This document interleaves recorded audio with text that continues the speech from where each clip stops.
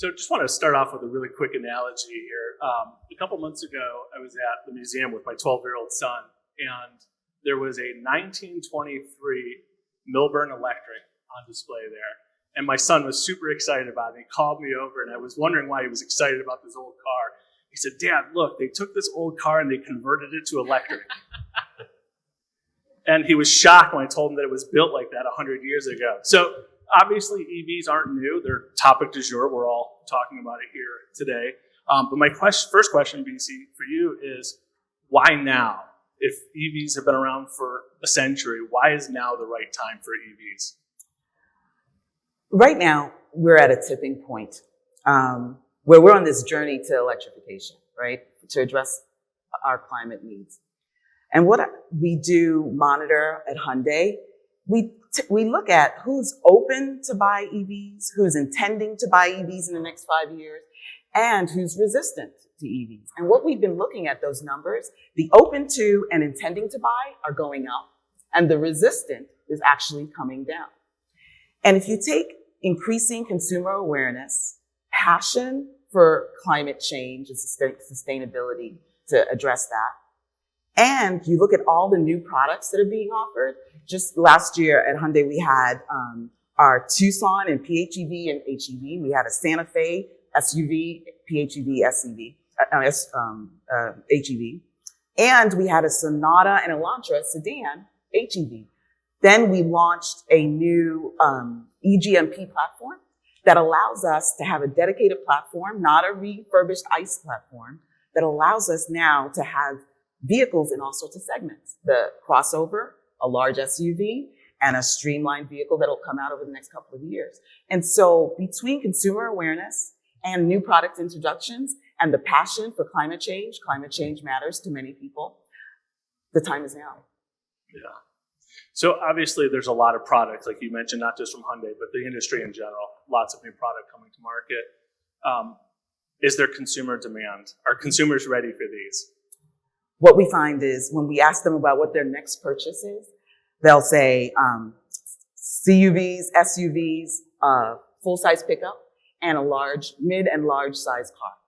So what we want to do is have the EVs that are in those key segments that are also no compromise. So do you have the right range, the all electric range, greater than 300 plus? Do you have quick charging time? Because sometimes when I'm not at home and I can't charge overnight, I want a fast way to charge.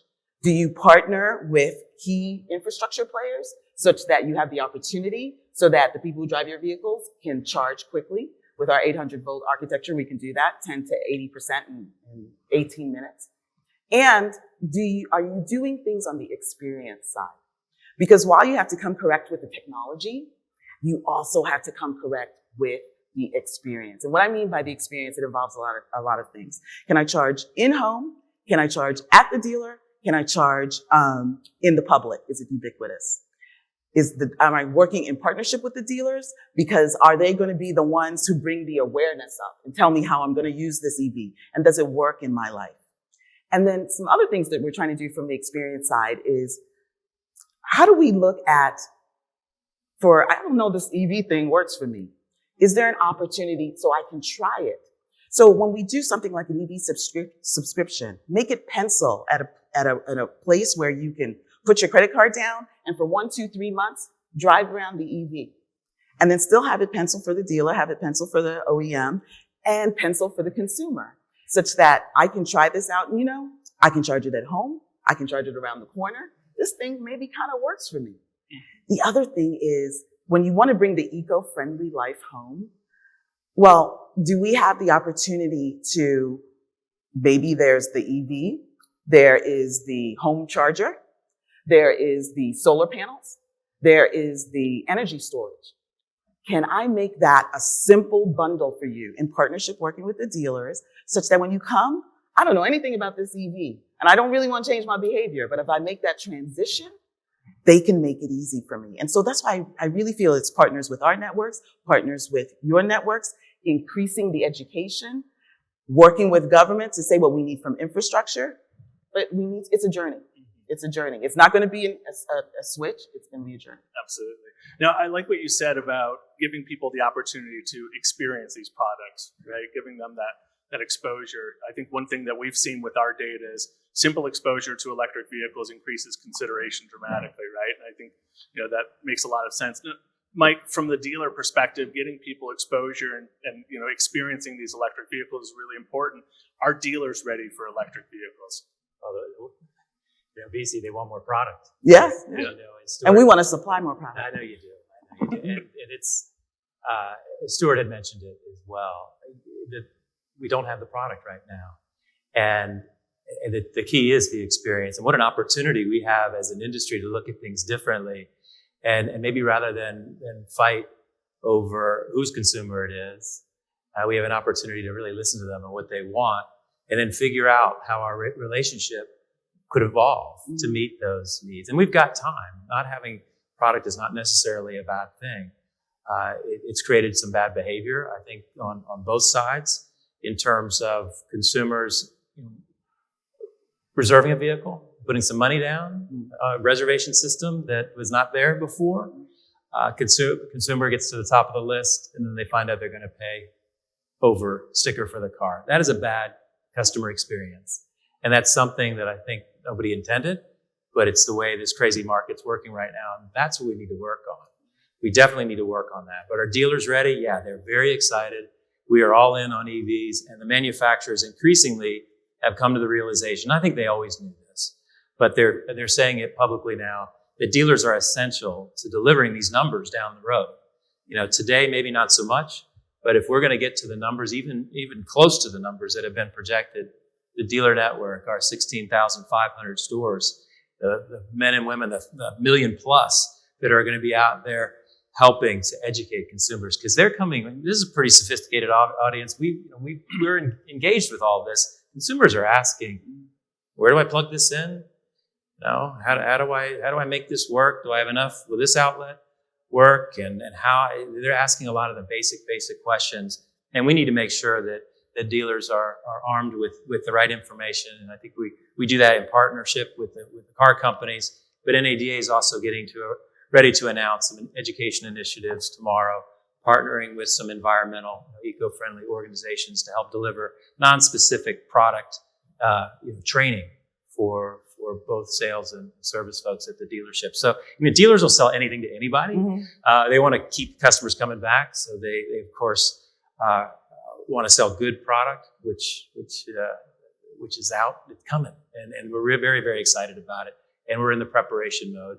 Some OEMs more so than others, just because of the product that has been in the pipe. Mike, I just want to support you. Everything we want to do is in partnership with the dealers. We can't make this transition or this journey without. Well, thank you. Yeah, we've got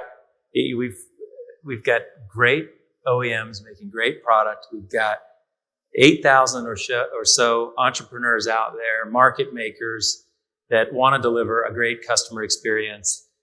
We'd have to.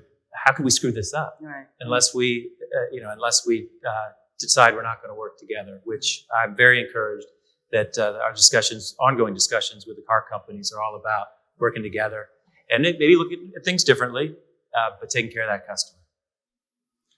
Now, you mentioned something that was echoed in an earlier session, and that was the role of dealers in this transition, particularly as it relates to traditional manufacturers. I just want to echo that sentiment that there's very much a role for dealers in that transition. And I think one of those key roles is the education process. And I think about what's different with an EV versus an ICE vehicle largely is the charging factor. That's something where there's maybe a different behavior or a different way of interacting with the vehicle. Colleen, the charging, we've talked about home charging and public charging, and there seems to be a little bit of a disconnect right now between what the perception is of having to charge that electric vehicle or the burden of having to charge it and what the reality is. Can you speak to a little bit about what the real world experience is charging? Yes, absolutely. So, I think the reality that we have to recognize here is that we all have over 100 years of driving around until the little yellow light comes on. Looking, the search engine for a gas station is our eyes, right? It's not an app. We've all, created these patterns of looking for conspicuously placed fueling stations. And what we see in the data at ChargePoint, because we're in all these categories, right? Home charging, charging around town, fast charging along the roadways, connecting major cities, fleet charging, city bus, passenger car, we do all of it, right? But what we see in the data is that within about 2 days of a driver taking delivery of their EV, they have it figured out and they're charging where they spend time. So for most people, where you spend time is where you sleep or where you work. And so you're going to do that. You're going to charge up while you're doing something else. But that's a very different behavior. And so I think the pattern we have to kind of recognize is this doesn't look like the old way of fueling. And so it's going to be integrated into the parking lots and the depots that are already built out. So it's not, every once in a while you'll see the conspicuously placed fast charger along the roadway to connect major metros when you drive beyond your battery range and you need to fuel up.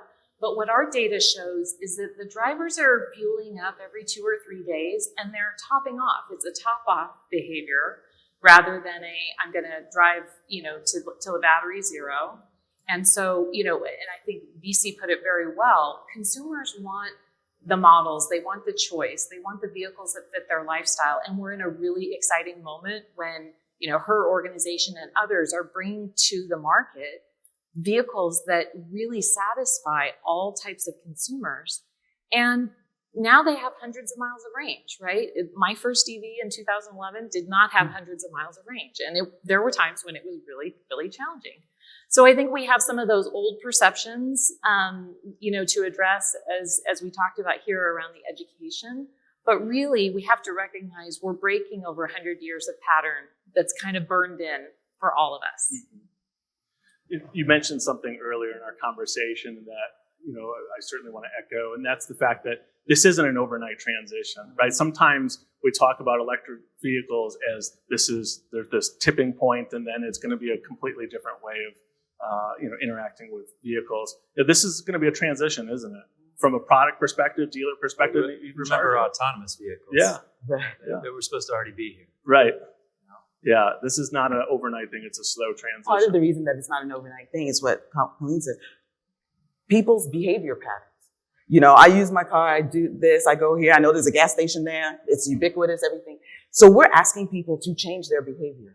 One of the reasons we wanted to do Try Before You Buy is in general, people don't want to change their behavior. I got enough issues. What is this? Let me see how it works for me. And so it's very important to bring that part, and all of the groups up here and others are going to be key to helping for mass adoption, people to help them change their behavior. And because it is a behavior change. I mean, you want to minimize the things that they have to do to change their behavior. So if you can get that charging time down, that's good. It's similar to what I do with ICE.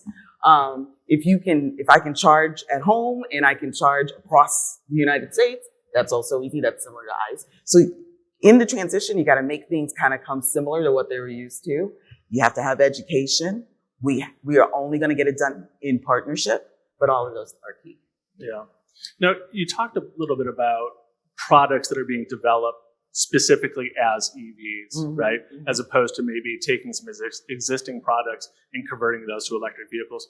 By doing that, that brings some unique aspects into those vehicles, doesn't it? Yeah. From an interior perspective, range perspective. So that's going to be completely different. What can consumers expect from those ground up EVs that are being designed?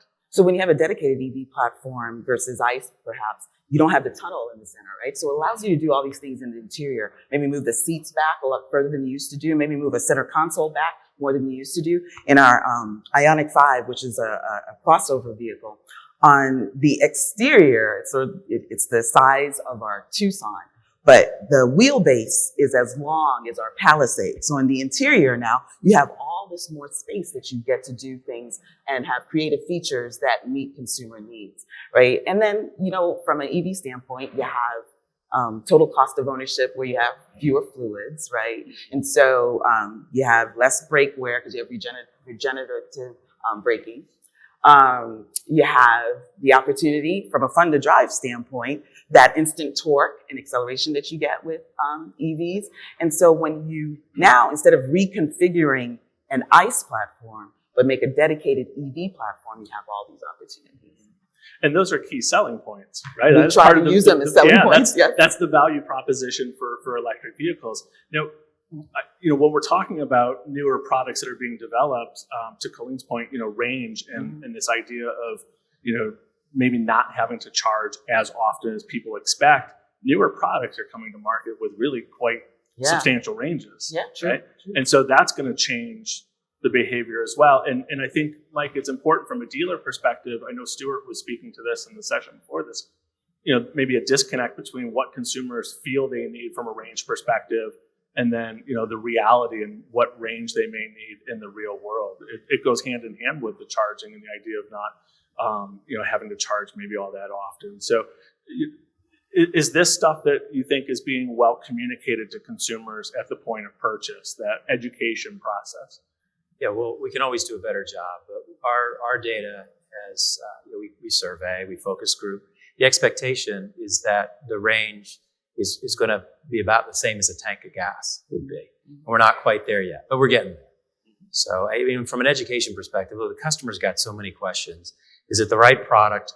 What's my car worth? How's that trade-in process? What about the financing? What are my options there? And now we just add to the list. And I think in terms of education and value that the dealers deliver, in terms of this is how the range works. This is how I get from point A to point B on a long trip. And this is how I can plan. And NADA is partnered with a group called ChargeWay, where a customer can download an app and kind of plan that journey. We've heard dealers talk about creative ways to provide maybe those weekend getaway vehicles via subscriptions, because electric vehicles work perfectly getting me to and from work. Very predictable. I can plug in at home and plug in at work, hopefully. That's predictable. That makes sense. But what do I do when I have to take my kids down to school or pick them up, and that's 7 hours away? And those are things where we can all add value in the process. And I think building onto that, the vehicles now are shipping with integration into all the platforms that consumers know and love, right? So it's, having the in-vehicle infotainment system, surface charging, right? Integrations with Android Auto, Apple CarPlay, and popular mapping tools, proprietary apps from the auto brands themselves that have ChargePoint and other charging networks data incorporated. That's what's going to make this really widely adopted, is when there isn't friction. You're not, all the charging networks, but one in North America, have all agreed to roam. We've enabled all of that, create one set of credentials, roam wherever. So, if I drive across the border 2 times a year, I don't necessarily want a different account. The seamlessness and the software is really what's going to make this widely adopted, so that, you're not fiddling with a bunch of different apps and experiences. It's, start a charging session with my smartwatch, tap my phone, because I'm used to using digital payment tools that all of us got used to in the pandemic when we didn't want to touch anything and we weren't sure what was going on. So I think that's part of the game here, is like today it really looks and shows up like infrastructure and a charging station, but it's really a software game, right? To integrate into all of the tools that consumers already know, love, and have come to expect from their favorite auto brands. Speaking of reducing friction from a charging perspective, right now we know that the vast majority of people are charging their electric vehicles at home. But we also know that there's a pretty sizable percentage of the audience or potential consumers who maybe live in multi-unit dwellings and don't have that type of access. And so maybe the public charging infrastructure is more important to those people. Colleen, how does the infrastructure bill that's been passed and the investment in public charging infrastructure, how is that going to manifest itself and help those people who maybe don't have access to home charging? Yep. So the majority of the world lives in shared housing. And so solving charging where people sleep is really important. Back to that, notion of time. You're going to charge where you spend time. And a lot of us sleep for 8 hours. So charging where you sleep is important. And it's not to say that, if you live in a multi-unit dwelling, an apartment, a condo, you can have charging. Like, there are plenty of companies that service those property owners, ChargePoint included. And we actually think we can do that in a way that works for the property owner, right? Making their property higher value, attracting tenants who drive electric vehicles. The software handles all of it. Maybe they just want to pass through the cost. Maybe they want to bundle that in with the rent. There's a whole solution associated with that. On the infrastructure bill side, the $5 billion of the U.S. public funds, which will flow in the form of state grants, is dedicated to fast charging along the highways. So that is really also an important step in this continuation of, on the occasion that you drive more than a few hundred miles, you drive beyond your battery range, you're on a road trip, you have a long commute pattern, you want that fast charging, but you also want it with amenities. You want something to be able to do. You want to be able to walk the dog or have recreation with the kids or get a coffee. And so having well-lit charging infrastructure adjacent to highway, and a lot of that, by the way, is going to be devoted to disadvantaged communities, as it should be. So you're going to start to see that build out. It's going to take time. The money's going to flow over a 5-year period. And we think that fast charging along with level 2, I sometimes think of fast charging a little bit like Cookie Monster. So Cookie Monster used to eat cookies until he realized they were a sometimes food. I refer to fast charging as a sometimes fuel. So you need it when you need it, but it's not always going to be cheap and it's not always going to be accessible. You have to drop a lot of power to the site to make it happen. So we've got to have enough of it out there so that it fits into the lifestyles that people have. But the majority of charging is going to happen where you spend time, because vehicles spend 96% of their time parked. So why not charge while your vehicle's not moving a person or a package? Now, speaking of money flowing into the electric vehicle space, there's certainly a lot of incentives out there from manufacturers, government, state, municipalities, federal incentives. How influential are those incentives in the adoption process? It's going to be critical. It's going to be critical, right? Again, with the changing of behaviors, right? I don't want to pay an exorbitant price versus a vehicle that I'm used to paying for today. So those are critical for people to want to make the change. That combined with those experiences that Colleen was discussing, where now I'm on a road trip, now maybe I'm using my vehicle to actually maybe charge other things or watch other movies or tailgate or whatever the case may be. I want that footrest that's in the car. Ah, That's yes, so cool. yes. And the seat that leans all the way back. And so those incentives are part of this behavior change that are going to go through. It's critical. The mass adoption of EVs is critical for all of us collectively, no matter what OEM you work for, to move towards a planet-friendly future. Keeping that in mind, everything that we can do, infrastructure at shared spaces, working with government, that's the other piece, maybe we need another chair from someone from government, working with dealers, all of that is required. Incentives are key. They're key, but one of the things that we've seen with our study data is how little awareness there is for some of those incentives, right? That's part of the problem that we have, is that awareness.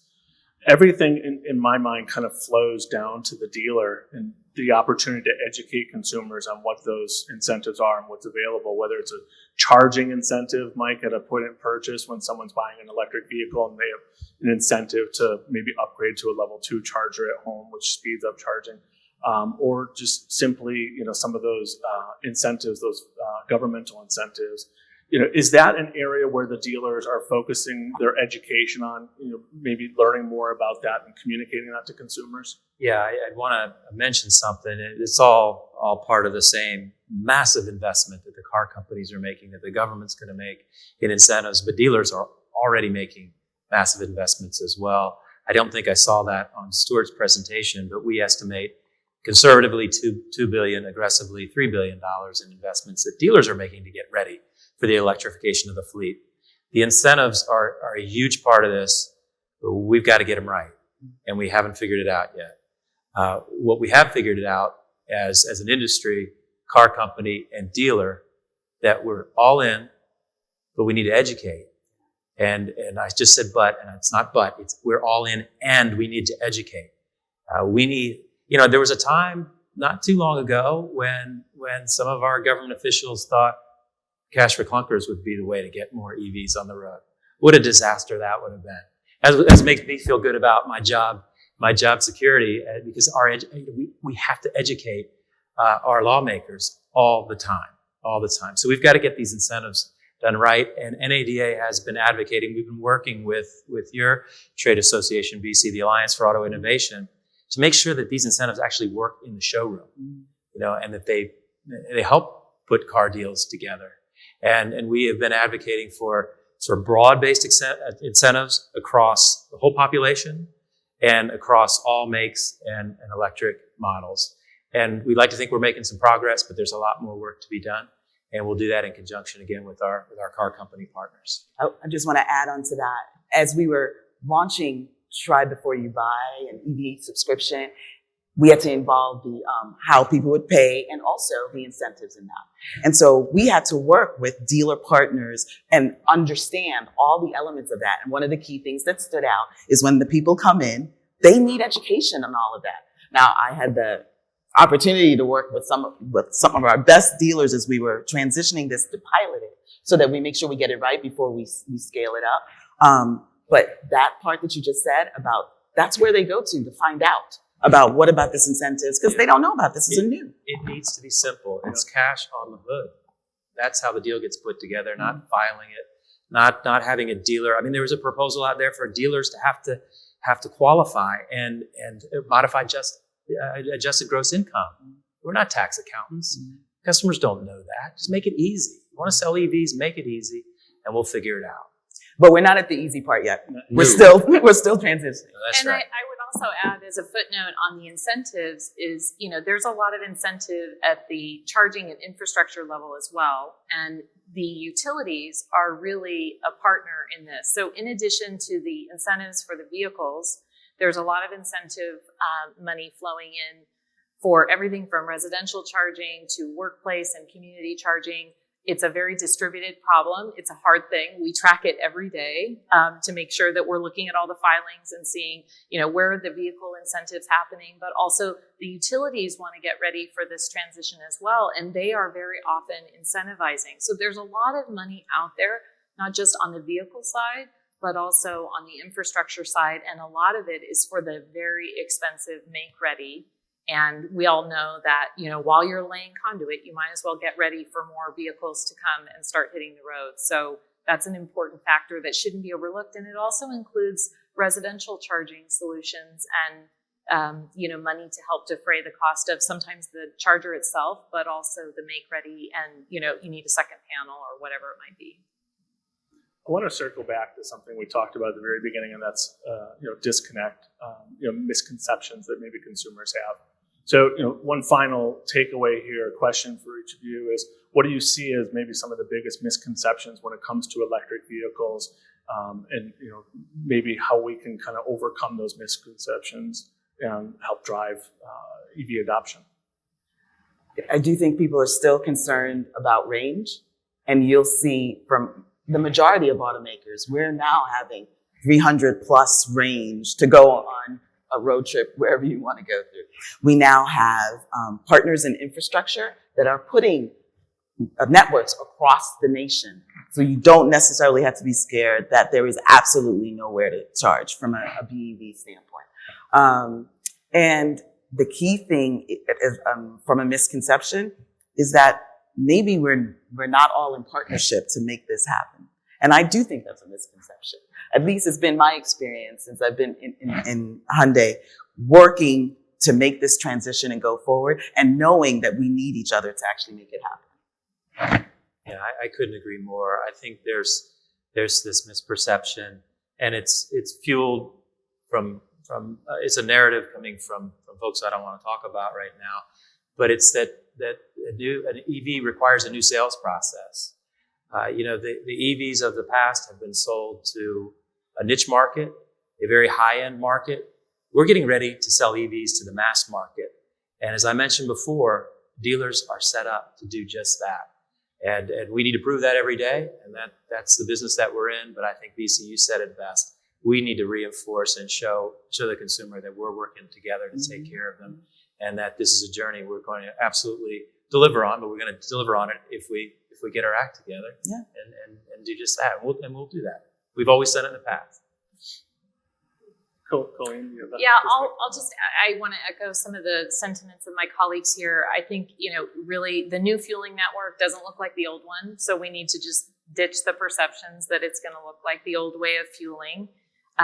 You're going to charge while you're doing something else. That's a big misperception. It's more like your iPhone than it is anything else.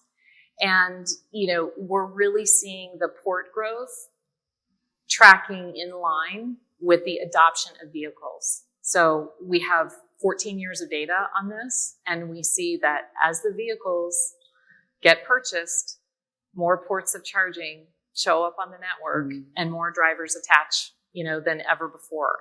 A driver is plugging into our network every 2 seconds. So this is happening at massive, massive scale, and it just doesn't look like the old way. And sometimes we have to recognize those patterns and break them. And that's not necessarily a bad thing, right? So, well, I think we could go on for hours probably talking about this. This is a really great panel, and really want to thank each of you for your participation in this panel. Really great conversation. I think it's important to bring the different aspects of the EV ecosystem here with manufacturer, dealer, and charging infrastructure. So thank you to our panelists for their participation in our session today. All right. Thank you, Thanks, Brent. Brent.